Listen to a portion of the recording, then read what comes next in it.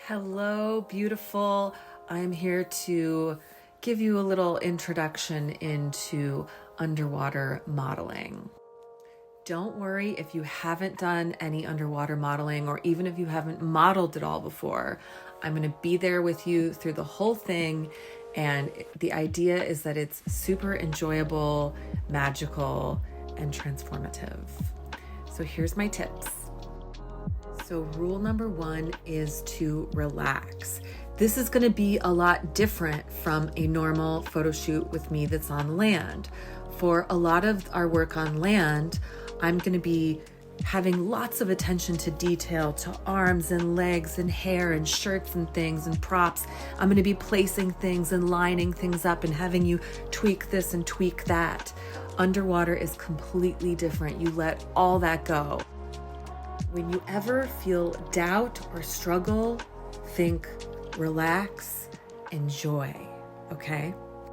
For many people, there's a tendency to want to control and fight the water and the currents. There's always a tiny current from the filters that's happening. This can be especially difficult if you are really athletic in the water, right? If you're used to powering through the water, forget all that. A lot of people want to know, do I need to open my eyes underwater? I actually prefer eyes closed gently underwater. Now that looks like this, right? Now some people have a tendency to want to go like this, but you really want to relax. And your face is one of the main things that you want to relax. Your face, your body, and then you want to try, if you can, to have pointed toes and soft, beautiful hands. Now, a lot of people want to dive down and go deep, and that actually is totally fine. But the best pictures, in my opinion, which is why we're working together, you're hiring me for my taste and experience and expertise, the best pictures are just below the surface. Now, it can be difficult to get just below the surface.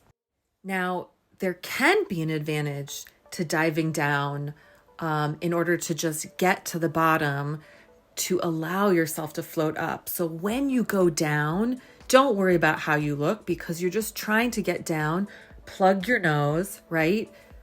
Blow out your ears at the bottom so that you acclimate your ears if you need to.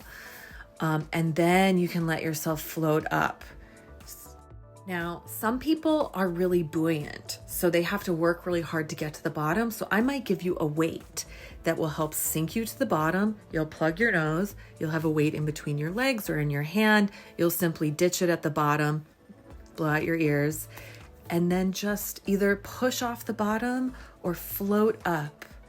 And you might want to position yourself in a certain way. You might have a particular shape in mind, like arching your back and going back like that.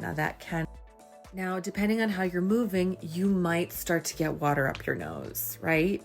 One thing, you want to try to relax your face. If you start to get really uncomfortable, just go to the surface. If you need to, that's fine. You don't have to be perfect at all. I'm going to take a ton of pictures, and we're really just looking for a few gems. Now, I also really like to start in the shallow end and really, also if you're not feeling really super warm, I'll have you just swim around just to warm up, right? It can get sometimes a little chilly if we're not moving enough. So if you are starting to shiver, do laps, We really want you to feel safe, like you're in this womb, like you're in space, like you're exploring, like you're in a dream. One image that you want to try to keep in your mind is that you're on this plane, right? You're on a parallel two-dimensional plane. The reason for this is the lens that I use underwater is a very wide lens. So if you reach out towards the camera, it's going to be kind of distorted. Your hand will be kind of giant. Whatever's far away will be super tiny. So you want to try to stay on that plane. If you're getting off the plane, that's okay. Go back to rule number one. When in doubt, relax, enjoy, go with the flow. And actually, you don't even have to go underwater at all. Sometimes there are incredible photos where it's simply your body and your face is just breathing, is above water. Incredible pictures that way too. Now, there is an exception to rule number 1, and that is if you want to communicate some drama, the heroine's struggle, go ahead and get mad underwater, get tense, make fists, pump, go crazy. And that will be an incredible way to imagine, the struggles that you've gone through, that you've overcome. Now, this idea is a little bit advanced. It's about putting yourself in your mind's eye underwater.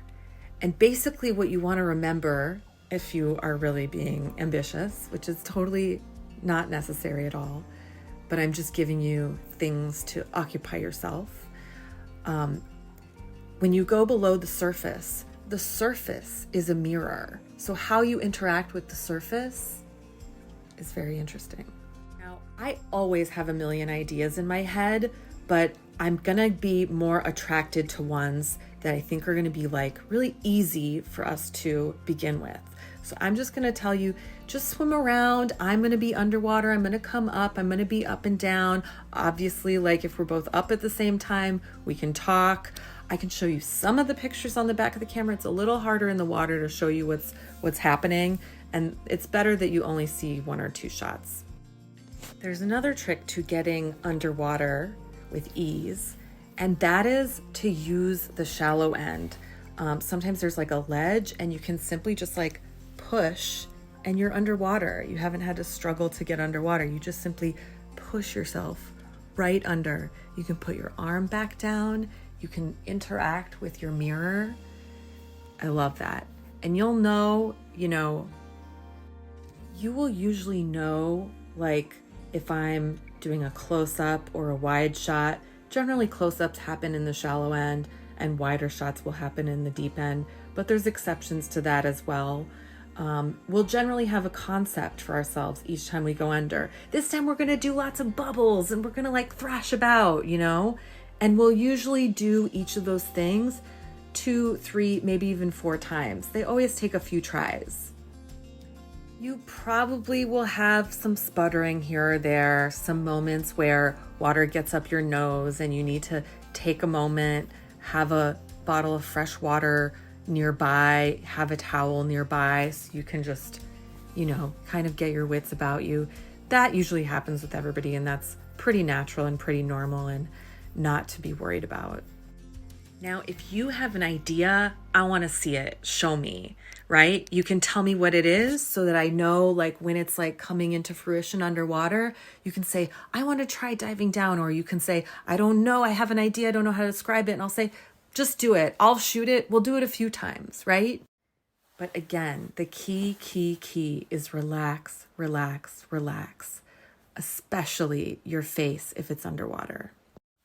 So once you feel comfortable and warm in the water, your first job is to float. You could float with your head underwater at the surface, or even just breathing above the surface. Float, float, float. Just feel how it feels. Point your toes, make your hands soft. Let the water gently roll you where it wants to go. The water is in charge. We are not. And one last thing, be prepared for me to totally freak out at how incredible and amazing everything is going and what I'm capturing. I am going to get excited. And you'll get to see a little bit of what I'm excited about, but a lot of it happens in post-production. And so I just want you to know, every shoot I've been on, I have been wow, this is amazing. This is incredible. It's so magical.